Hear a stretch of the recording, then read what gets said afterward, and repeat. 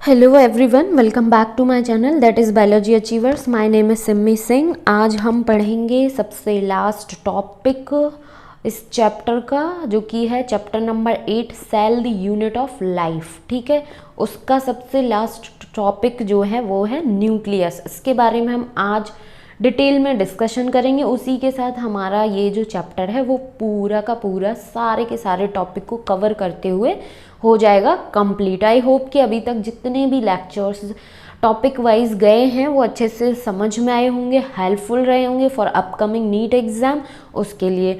सो nucleus जो है उसको हम एक तरीके से बोल सकते हैं कि जैसे ह्यूमन बॉडी में बहुत सारे डिफरेंट ऑर्गन सिस्टम प्रेजेंट हैं, उस जिस तरीके से ह्यूमन बॉडी में ब्रेन जो है पूरी बॉडी जो है, पूरा बॉडी की फंक्शनिंग, पूरा सिस्टम जो है उसको कंट्रोल करने का काम करता है, उसी तरीके से अगर यदि हम बात करें एक सेल में, सेल के ऊपर बात की जाए तो सेल के अंदर में हमने देखा कि बहुत सारे डिफरेंट सेल ऑर्गेनेलीज प्रेजेंट है जिनका अलग अलग अपना काम है। वो सारे के सारे काम तो कर रहे हैं, लेकिन न्यूक्लियस जो है वो सेल का ब्रेन कहा जा सकता है। जैसे ह्यूमन बॉडी में ब्रेन सारे फंक्शंस को कंट्रोल करता है, उसी तरीके से न्यूक्लियस जो है, सेल के अंदर जो न्यूक्लियस प्रेजेंट होता है वो सारी की सारी जो फंक्शनिंग है एक सेल की उसको कंट्रोल करने का काम करता है।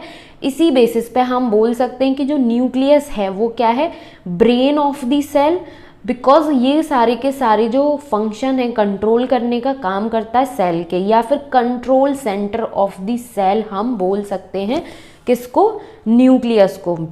ठीक है, ये तो बात हो गई एक जनरल सी इंफॉर्मेशन।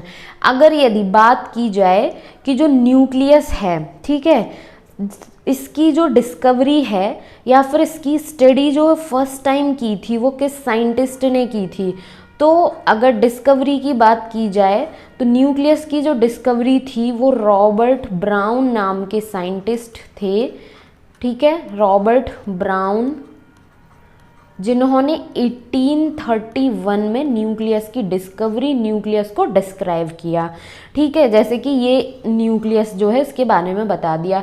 लेकिन अभी जब हम देखेंगे कि जो न्यूक्लियस का स्ट्रक्चर है इसमें डिफरेंट चीज़ें प्रेजेंट हैं, तो उसमें क्रोमैटिन नाम की एक मैट्रिक्स में, न्यूक्लियस का जो मैट्रिक्स होता है इसमें क्या होता है, लूजली फॉर्म में क्रोमैटिन जो है वो प्रेजेंट होते हैं। Means thread like, hair like structure present होता है विद इन न्यूक्लियस।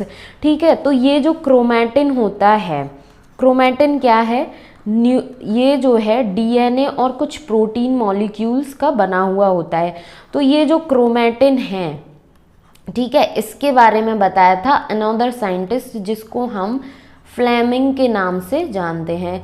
सो ये दो पॉइंट जो हैं वो इम्पॉर्टेंट है। अब ये जो क्रोमैटिन है इसको कैसे, ये जो फ्लेमिंग नाम के साइंटिस्ट थे इन्होंने स्टडी की इसकी, तो इसके लिए इन्होंने क्या किया, एक बेसिक नेचर की डाई, ठीक है, बेसिक डाई जो है जिसको हम बोलते हैं क्रोमा, ठीक है, क्रोमा नाम की बेसिक नेचर की डाई थी, इसको यूज़ करके इस न्यूक्लियस को स्टेन किया। स्टेन करने पर इन्होंने बताया कि न्यूक्लियस के अंदर में कुछ fine thread like structure present है जिसको उन्होंने नाम दिया क्रोमैटिन। सो क्रोमैटिन के बारे में किसने बताया, फ्लेमिंग ने। और न्यूक्लियस की जो डिस्कवरी की, न्यूक्लियस को जिसने डिस्क्राइब किया वो कौन थे, रॉबर्ट ब्राउन, जिन्होंने 1831 में ये चीज़ बताई। आई होप कि ये दोनों पॉइंट जो हैं वो क्लियर हो गए होंगे। और क्रोमैटिन जो है उसको या फिर न्यूक्लियस को किस डाई से स्टेन किया था फ्लेमिंग ने, बेसिक डाई थी क्रोमा, बेसिक नेचर की डाई क्रोमा से स्टेन करने पर उनको क्रोमैटिन जो स्ट्रक्चर है उसके बारे में पता चला, किसको, फ्लेमिंग को। ये तो दो पॉइंट हो गए डिस्कवरी से रिलेटेड।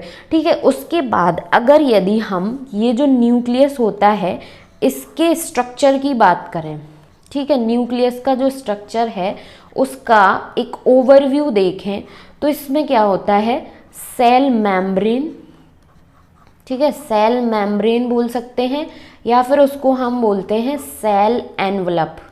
ठीक, दोनों किसी भी नाम से हम इसको जान सकते हैं। तो ये क्या होता है, ये जो है ये सेल मेम्ब्रेन या फिर सेल एनवेलप जो बोल रहे हैं ये होता है डबल मेम्ब्रेन नेचर का, ठीक है, डबल मेम्ब्रेन बाउंड होता है। तो हम कह सकते हैं कि जो न्यूक्लियस है वो कैसा सेल ऑर्गेनेली है, double membrane bound cell organelle है। और जल्दी से कमेंट सेक्शन में ये बताएं कि सेल के अंदर में कौन से अदर और सेल ऑर्गेनेलीज हैं जो कि डबल मेम्ब्रेन बाउंड हैं। अगर यदि प्रीवियस वीडियो देखे हैं तो मेक श्योर कि आप लोग को पता होगा, नहीं देखे हैं तो उनको देखें और ये चीज़ जो है उसको ध्यान में रखें, क्योंकि कभी कभी क्वेश्चन जो है वो double membrane bound cell organelle के ऊपर पूछ लिया जाता है। ये हो गई उसकी न्यूक्लियस की आउटर कवरिंग सेल एनवेलप के बारे में, जो कि होती है डबल मेम्ब्रेन बाउंड, ठीक है। इसके अलावा क्या होता है कि जो न्यूक्लियर मैट्रिक्स होता है, मींस न्यूक्लियस के अंदर में जो मैट्रिक्स प्रेजेंट होता है लिक्विड कंटेंट, उसको हम जानते हैं न्यूक्लियर मैट्रिक्स के नाम से, या फिर इसको हम न्यूक्लियोप्लाज्म के नाम से जानते हैं। ये हो गया न्यूक्लियस के अंदर का जो मैटर है, लिक्विड कंटेंट जो है उसके नाम से। अब ये जो न्यूक्लियर मैट्रिक्स न्यूक्लियोप्लाज्म जो है उसमें स्फेरिकल मींस राउंड शेप का एक स्ट्रक्चर प्रेजेंट होता है, स्फेरिकल बॉडी जो है वो प्रेजेंट होती है। इस स्फेरिकल बॉडीज जो है उसको हम न्यूक्लियोलस के नाम से जानते हैं, ठीक है। अब ये जो न्यूक्लियोलस है ये क्या करता है, इसका इम्पॉर्टेंट काम क्या है, ये राइबोसोम्स जो हैं उसको प्रोड्यूस करता है, राइबोसोम्स को प्रोड्यूस करने का काम करता है। भाई बहुत इम्पॉर्टेंट इन्फॉर्मेशन है। अब जब राइबोसोम्स को प्रोड्यूस करने का काम कर रहा है, दैट मीन्स कि प्रोटीन सिंथेसिस में पार्टिसिपेट करेगा ही करेगा, प्रोटीन सिंथेसिस में। यहाँ पर हम इतने में ही समझ ले सकते हैं कि प्रोटीन सिंथेसिस जो है उसमें पार्टिसिपेशन करता है, ठीक है। ये हो गई न्यूक्लियोलस की बात। अब क्या कहते हैं, जो हमने क्रोमैटिन देखा कि न्यूक्लियस जो है उसके अंदर, जब सबसे पहले तो ये समझ लेते हैं कि जो न्यूक्लियस की स्टडी करनी हो तो वो कौन सी फेज जो सूटेबल फेज होती है इसमें न्यूक्लियस की स्टडी के लिए, वो होती है इंटरफेज। दैट मीन्स कि जो रेस्टिंग फेज में है जब सेल, ठीक है, उस टाइम पर हम न्यूक्लियस की स्टडी कर सकते हैं, ठीक है। अगर यदि सेल डिवाइडिंग फेज में है तो उस टाइम पर न्यूक्लियस की स्टडी नहीं करी जा सकती, उस टाइम पर हम क्रोमोसोम्स की स्टडी करते हैं। सो आगे हम फर्दर जब डिटेल में डिस्कशन करते हुए जाएंगे तो वो चीज़ भी देखेंगे अबाउट क्रोमोसोम्स। अभी क्या देख लेते हैं कि जो न्यूक्लियस का स्ट्रक्चर है, न्यूक्लियस के स्ट्रक्चर का एक ओवरव्यू देख रहे हैं, तो उसमें क्या है कि सेल एनवलप, सेल मेम्ब्रेन जो है वो प्रेजेंट होती है। सो यहाँ पर मैं एक न्यूक्लियस का स्ट्रक्चर जो है साथ के साथ ड्रॉ करती हुई चलती हूँ, जिससे कि और अच्छे से एकदम मस्त सा कॉन्सेप्ट जो है वो क्लियर होता चलेगा, ठीक है। अब जैसा कि हमने बताया कि जो न्यूक्लियर मेम्ब्रेन है या फिर न्यूक्लियस का जो एनवलप है वो क्या है, डबल मेम्ब्रेन स्ट्रक्चर है, ठीक है। ये हो गई इसकी आउटर मेम्ब्रेन और ये वाली हो गई इसकी इनर मेम्ब्रेन, ठीक है। अब इन दो मेम्ब्रेन के बीच में ये स्पेस प्रेजेंट है, तो ये जो स्पेस प्रेजेंट है इसको हम किस नाम से जानते हैं, पेरी न्यूक्लियर स्पेस के नाम से इसको जानते हैं, ठीक है। ये हो गई इसमें मेम्ब्रेन की बात, सेल एनवलप की बात, इसका किस तरीके से ऑर्गेनाइजेशन हो रहा है। आउटर मेम्ब्रेन है, इनर मेम्ब्रेन है, जिसके बीच में पेरी न्यूक्लियर स्पेस जो है वो प्रेजेंट है, ठीक है। उसके बाद क्या होता है कि इसके बाद अब ये जब दो मेम्ब्रेन हैं, ये दो मेम्ब्रेन जो है, डबल मेम्ब्रेन जो है वो एक पर्टिकुलर पॉइंट पर, रीजन पर क्या होंगी, एक दूसरे के साथ फ्यूज हो रही होती हैं। जैसा कि यहाँ पर हम देख सकते हैं कि ये दो मेम्ब्रेन जो हैं वो एक दूसरे के साथ फ्यूज हो रही हैं। ये इसके साथ फ्यूज हुई, ये यहाँ से इसके साथ फ्यूज हुई, इंटरप्शन प्रेजेंट हो रहा है, कॉन्टिन्यूस वे में इस तरीके से नहीं प्रेजेंट है। इनमें इसकी जो डबल मेम्ब्रेन है उसमें एक इंटरप्शन है, फ्यूज़ हो रही हैं।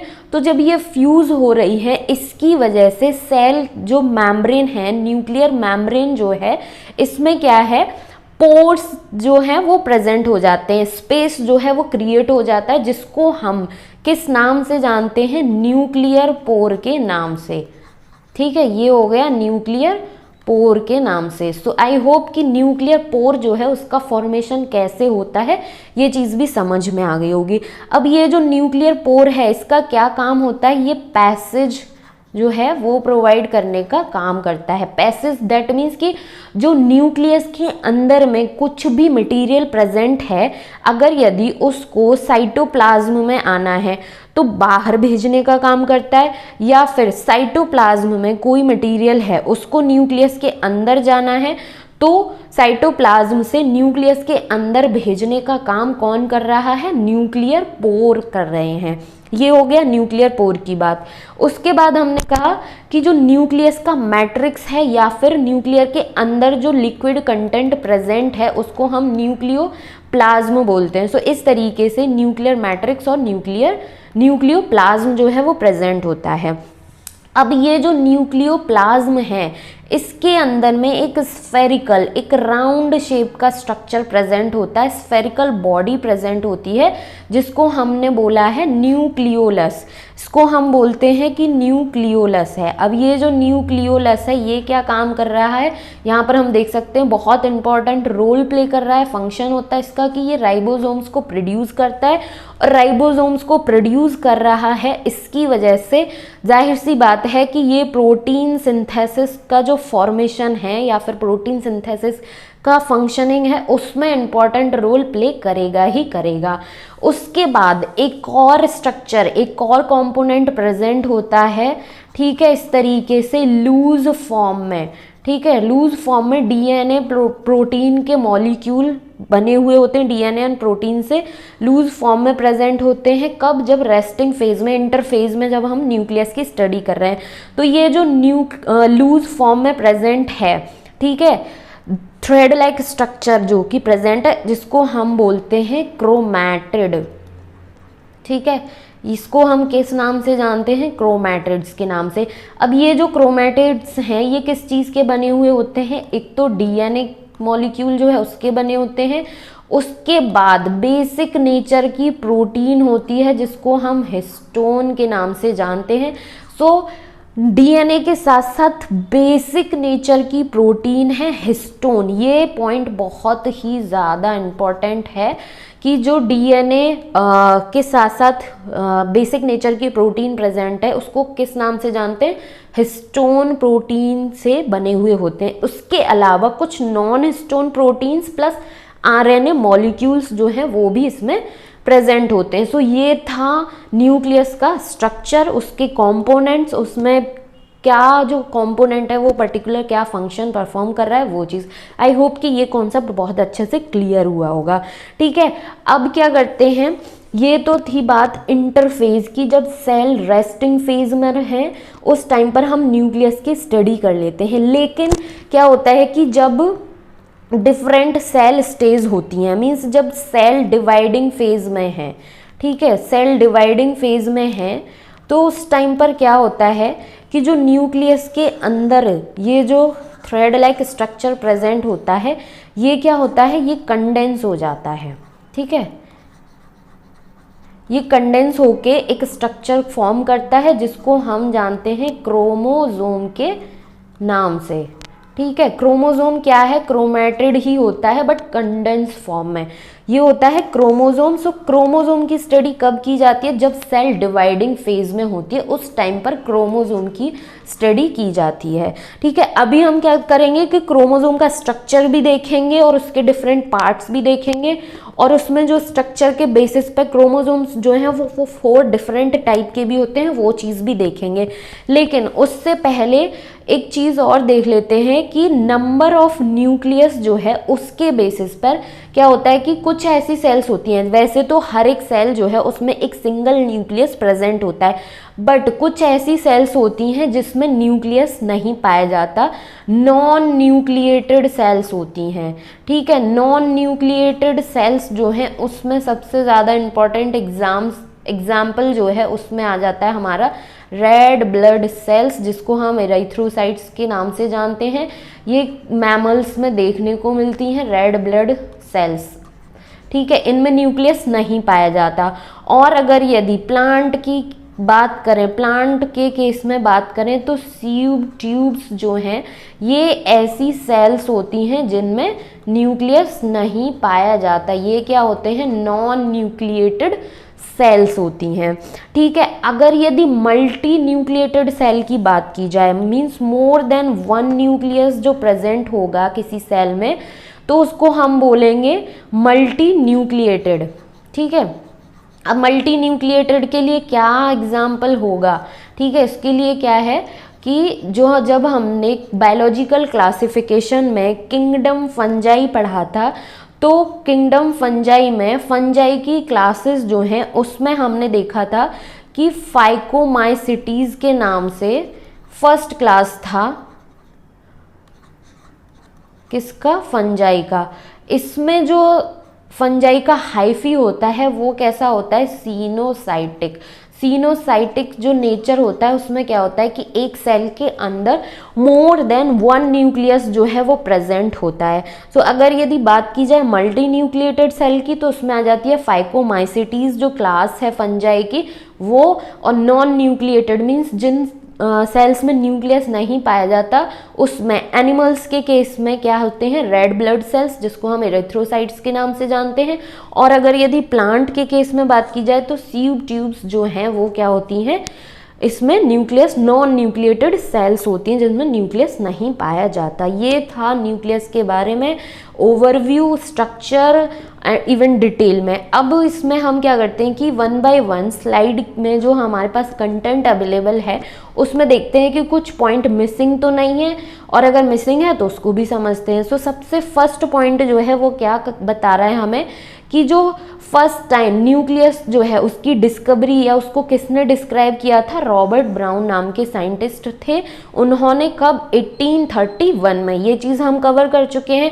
उसके बाद सेकंड पॉइंट हमने ये बताता है कि the material of the nucleus, nucleus के अंदर का जो मटेरियल था उसको स्टेन किया बेसिक डाई से, और बेसिक डाई से स्टेन करने के बाद जो स्ट्रक्चर अपीयर हुआ फ्लेमिंग को, उसको उन्होंने नाम दिया क्रोमैटिड। ठीक है, क्रोमैटिड। अब ये जो क्रोमैटिड हैं वो मैंने बताया कि क्रोमैटिड जो है वो किससे मिलकर बना हुआ होता है, DNA molecule plus histone protein का बना हुआ होता है। ये इसके इंपॉर्टेंट कंपोनेंट होते हैं। इसके अलावा कुछ non histone proteins and RNA molecule जो है उसका भी बना हुआ होता है। और ये सारी की सारी स्टडी कब की जा रही है, जो इंटरफेज है उसमें, मीन्स रेस्टिंग फेज में जब सेल है उस टाइम पर इसकी स्टडी की जा रही है न्यूक्लियस की। सो बेस्ट फेज कौन सी होती है न्यूक्लियस की स्टडी के लिए, interphase. The interphase nucleus of a cell when it is not dividing has highly extended and elaborated nucleoprotein fibre called chromatin. Chromatin या फिर क्रोमैटिन ही है। क्रोमैटिड जो है वो स्ट्रक्चर किस में आता है, क्रोमोसोम के टाइम पर। यहाँ पर ये क्रोमैटिन ही है। ठीक है, जो इस तरीके से हमने थ्रेड लाइक स्ट्रक्चर देखा था न्यूक्लियस के अंदर, इसको हम क्रोमैटिन के नाम से जानते हैं। ठीक है, तो जो न्यूक्लियस है, इंटरफेज का जो न्यूक्लियस है उसमें न्यूक्लियोप्रोटीन का बना हुआ फाइबर फॉर्म में स्ट्रक्चर प्रेजेंट होता है जिसको हम क्रोमैटिन के नाम से जानते हैं। उसके अलावा न्यूक्लियस के अंदर न्यूक्लियर मैट्रिक्स प्रेजेंट होता है जिसको हम न्यूक्लियोप्लाज्म भी बोलते हैं। और एक या एक से ज़्यादा स्फेरिकल बॉडीज़ जो हैं वो भी पाई जाती हैं जिसको हम न्यूक्लियोलाई या फिर न्यूक्लियोलस के नाम से जानते हैं। सो ये सारी चीज़ें हम ऑलरेडी कवर कर चुके हैं। उसके बाद nuclear envelope means nuclear membrane पर बात आ जाती है। तो न्यूक्लियर एनवलप जो है वो कैसे बना हुआ होता है, दो पैरेलल मेम्ब्रेन्स जो हैं उससे मिलकर बना हुआ होता है और इनके बीच में स्पेस पाया जाता है जिसको हम पेरी न्यूक्लियर स्पेस के नाम से जानते हैं। ये चीज़ हम कवर कर चुके हैं। और ये जो स्पेस होता है ये क्या है, ये एक बैरियर बनाता है साइटोप्लाज्म में जो मटेरियल प्रेजेंट है उसमें और न्यूक्लियस के अंदर जो मटेरियल प्रेजेंट है उसके बीच में एक बैरियर बनाने का काम करता है। कौन? Perinuclear space. उसके बाद क्या है कि ये जो आउटर मेम्ब्रेन है, ठीक है, न्यूक्लियस की जो आउटर मेम्ब्रेन है ये कॉन्टिन्यू होकर एक स्ट्रक्चर का फॉर्मेशन करती है जिसको हम एंडोप्लाज्मिक रेटिकुलम के नाम से जानते हैं। और जब हमने एंडोमेम्ब्रेन सिस्टम पढ़ा था तो वहाँ पर एंडोप्लाज्मिक रेटिकुलम पढ़ते टाइम ये भी चीज़ देखी थी कि जो एंडोप्लाज्मिक रेटिकुलम है वो न्यूक्लियस की मेम्ब्रेन से ही कॉन्टिन्यू स्ट्रक्चर फॉर्म होता है, ठीक है। तो जो न्यूक्लियस की आउटर मेम्ब्रेन है वो कंटिन्यू होकर एंडोप्लाज्मिक रेटिकुलम को फॉर्म करती है और उसकी सरफेस पर राइबोसोम्स प्रेजेंट होते हैं। राइबोसोम की प्रेजेंस की वजह से सरफेस जो है वो रफ अपीयर होती है जिसको हम रफ एंडोप्लाज्मिक रेटिकुलम के नाम से जानते हैं। और जहाँ पर राइबोसोम्स एब्सेंट होते हैं उसको हम स्मूथ एंडोप्लाज्मिक रेटिकुलम के नाम से जानते हैं। तो ये स्ट्रक्चर है न्यूक्लियस का। इसमें हम देख सकते हैं कि यहाँ पर न्यूक्लियर पोर प्रेजेंट है, ये डबल मेम्ब्रेन प्रेजेंट है, आउटर मेम्ब्रेन जो है उस पर राइबोसोम्स प्रेजेंट है, दो मेम्ब्रेन के बीच में क्या है, स्पेस प्रेजेंट है जिसको पेरी न्यूक्लियर स्पेस बोलते हैं। थ्रेड लाइक स्ट्रक्चर प्रेजेंट है जिसको हम क्रोमैटिन नेटवर्क बोल रहे हैं। स्फेरिकल बॉडी प्रेजेंट है जिसको न्यूक्लियोलस के नाम से जानते हैं, जो कि राइबोसोम्स को प्रोड्यूस करता है, प्रोटीन फॉर्मेशन, प्रोटीन सिंथेसिस में पार्टिसिपेट करता है। न्यूक्लियस के अंदर का जो मैट्रिक्स होता है, लिक्विड कंटेंट होता है, उसको न्यूक्लियो प्लाज्म के नाम से जानते हैं। ये सारी की सारी चीज़ें हम ऑलरेडी कवर कर चुके हैं, ठीक है। और इलेबोरेट फॉर्म में अगर स्ट्रक्चर देखा जाए तो न्यूक्लियोलस का स्ट्रक्चर जो है वो कुछ इस तरीके का दिखता है। क्रोमैटिन फाइबर्स जो हैं वो इस तरीके का नेटवर्क दिखता है एंड ओवरऑल न्यूक्लियस का जो स्ट्रक्चर है वो ऐसा है। और न्यूक्लियस की जो आउटर मेम्ब्रेन है उससे कॉन्टिन्यू हो रखा है ये स्ट्रक्चर जिसको हम एंडोप्लाज्मिक रेटिकुलम के नाम से जानते हैं, जो कि हम एंडोमेम्ब्रेन सिस्टम में कवर कर चुके हैं, ठीक है। उसके बाद अब कुछ और इंफॉर्मेशन देखते हैं about nucleus. So at a number of place the nuclear envelope is interrupted by minute pores. जैसा कि मैंने बताया कि जो न्यूक्लियर एनवलप है या फिर न्यूक्लियर मेम्ब्रेन जो है वो कुछ कुछ जगहों पर इंटरप्टेड होती है, मीन्स फ्यूज हो रखी होती है एक दूसरे के साथ, जिसकी वजह से माइन्यूट पोर्स जो है उसका फॉर्मेशन हो जाता है जिसको हम न्यूक्लियर पोर के नाम से जानते हैं दोनों मेम्ब्रेन में, ठीक है। These nuclear pore are the passage through which movement of RNA and protein molecules takes place in both direction between the nucleus and the cytoplasm. जैसा कि मैंने बताया कि ये जो पोर्स हैं, न्यूक्लियर पोर जो है वो पैसेज प्रोवाइड करने का काम करते हैं, जिससे कि अगर यदि कोई मटेरियल न्यूक्लियस के अंदर प्रेजेंट है और उसको साइटोप्लाज्म में जाना है तो वो न्यूक्लियर पोर्स के थ्रू साइटोप्लाज्म में चला जाएगा। और अगर यदि कोई मटेरियल, कोई कंटेंट जो है या फिर कोई मॉलिक्यूल जो है साइटोप्लाज्म में प्रेजेंट है उसको न्यूक्लियस के अंदर जाना है तो वो उस न्यूक्लियर पोर के थ्रू साइटोप्लाज्म से न्यूक्लियर मैट्रिक्स में पहुंच जाएगा, ठीक है। न्यूक्लियर मैट्रिक्स और द न्यूक्लियोप्लाज्म, न्यूक्लियोप्लाज्म जो है वो क्या कंटेन करता है, कंटेन कर रहा है न्यूक्लियोलस प्रेजेंट है एंड क्रोमैटिन फाइबर्स, जो कि हम देख चुके हैं। Nucleoli are spherical structure present in the nucleoplasm. जैसा कि हमने देखा कि न्यूक्लियोलस या फिर न्यूक्लियोलाई जो है वो स्फेरिकल बॉडी होती है जो कि न्यूक्लियोप्लाज्म के अंदर प्रेजेंट होती हैं। आई होप कि अभी तक जितना भी हमने चीज़ें यहाँ पर पॉइंट्स जो हैं डिस्कस किए हैं वो ऑलरेडी हम न्यूक्लियस स्ट्रक्चर के बेसिस पर पहले ही डिस्कस कर चुके हैं, जिसमें से कोई भी एक ऐसा पॉइंट नहीं है जो हमने डिस्कस ना किया हो, ठीक है। उसके बाद आता है कि इंटरफेस न्यूक्लियस जो है has loose and indistinct network of nucleoprotein, जिसको न्यूक्लियोप्रोटीन फाइबर्स, जिसको क्रोमैटिन के नाम से जानते हैं, ठीक है। ये था इंटरफेज के टाइम पर जिस फेज में न्यूक्लियस की स्टडी की जाती है। लेकिन जब सेल डिवीज़न की डिफरेंट स्टेजेस आती हैं, ठीक है, तो उस टाइम पे क्या होता है कि जो न्यूक्लियोप्रोटीन फाइबर्स हैं जिसको हम क्रोमैटिन के नाम से जान रहे हैं, ये क्या होते हैं, ये एक कंडेंस होकर एक स्ट्रक्चर का फॉर्मेशन करते हैं जिसको हम जानते हैं क्रोमोजोम के नाम से। सो ये जो क्रोमैटिन फाइबर हैं, ये क्या होता है, ये जब कंडेंस होते हैं सेल डिवीज़न के टाइम पर, तो ये एक स्ट्रक्चर को फॉर्म कर लेते हैं, एक स्ट्रक्चर की फॉर्म में डेवलप हो जाते हैं, जिसको हम क्रोमोजोम्स के नाम से जानते हैं। ठीक है, तो इस पॉइंट में यही चीज़ बताई गई है कि but during different stages of cell division की जो डिफरेंट स्टेजेस होती हैं, cell show structured chromosome in place of the nucleus. तो सेल डिवीज़न की फेज जो होती है डिफरेंट, उस टाइम पर हम न्यूक्लियस की स्टडी नहीं कर सकते, उस टाइम पर हम पर्टिकुलरली क्रोमोसोम्स जो हैं उसकी स्टडी करते हैं। अब ये जो क्रोमैटिन फाइबर था, जो कि मैंने बताया था कि डीएनए मॉलिक्यूल जो है उसका बना हुआ होता है, उसी के साथ साथ कुछ बेसिक नेचर की प्रोटीन होती है जिसको हम हिस्टोन प्रोटीन के नाम से जानते हैं। इसके अलावा कुछ non histone proteins and RNA molecules जो हैं उसका भी मिलकर बना हुआ होता है। कौन? Chromatin fibre, nucleo protein fibre जो है वो। एक अगर सिंगल ह्यूमन सेल की बात की जाए तो उसमें अप्रॉक्सीमेटली 2 मीटर लंबा डीएनए का थ्रेड जो है वो प्रेजेंट होता है एक सिंगल सेल में, जो कि डिस्ट्रीब्यूटेड होता है 46 क्रोमोसोम्स में। और वो 46 क्रोमोसोम्स जो हैं वो अगर यदि पेयरिंग में बात की जाए तो 23 तरीके से प्रेजेंट होते हैं।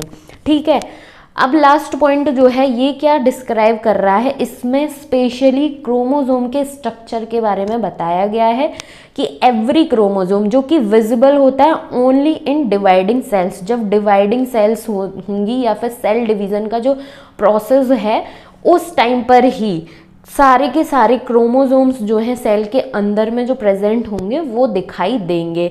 तो क्रोमोसोम में इसमें सबसे पहले क्या होता है, एक कॉन्ट्रैक्शन रीजन होती है या फिर जिसको हम सेंट्रोमियर के नाम से जानते हैं।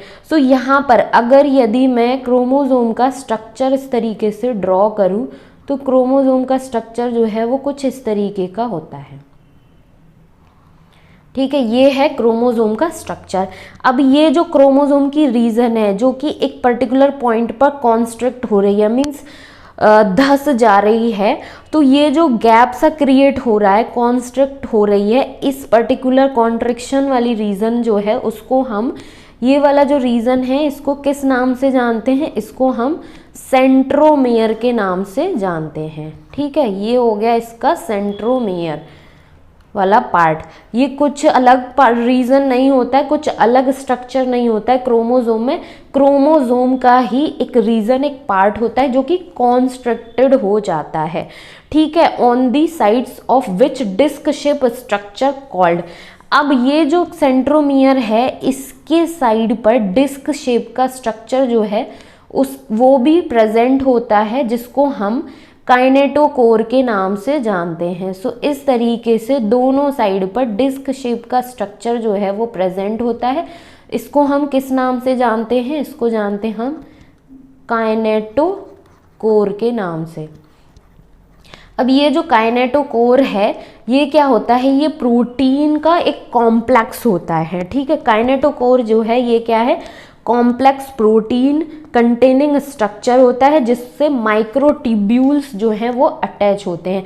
अब ये जो काइनेटोकोर है इससे क्या है, इस तरीके के माइक्रोट्यूब्यूल्स जो हैं वो अटैच होते हैं। ये काइनेटोकोर प्रोटीन स्ट्रक्चर होता है।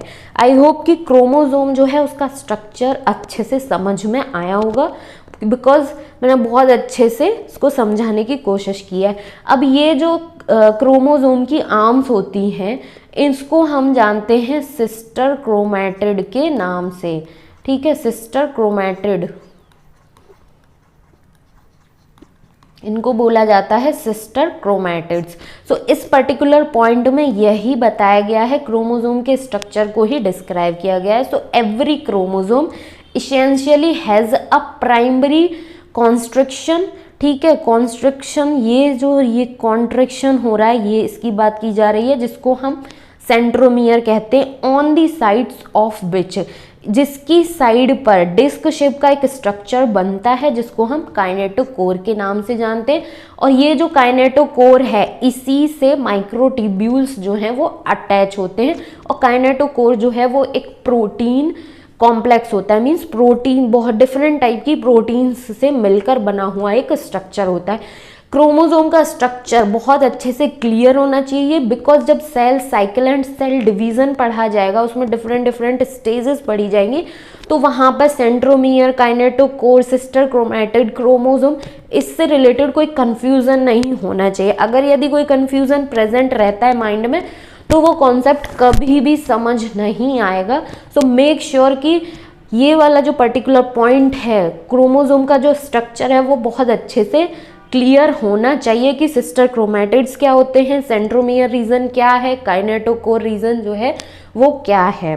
ठीक है, इसके बाद अब ये जो काइनेटोकोर तो रीजन हो गया, लेकिन जो सेंट्रोमियर है, ठीक है, सेंट्रोमियर की जो बात की गई है कि ये इस तरीके से स्ट्रक्चर जो क्रोमोसोम का है, इसमें ये जो कॉन्स्ट्रिक्टेड रीजन है जिसको हम सेंट्रोमियर बोल रहे हैं, ये क्या करता है, जो क्रोमोसोम की आर्म्स हैं जिसको हम सिस्टर क्रोमैटिड्स के नाम से जानते हैं, इसको होल्ड करने का काम करता है।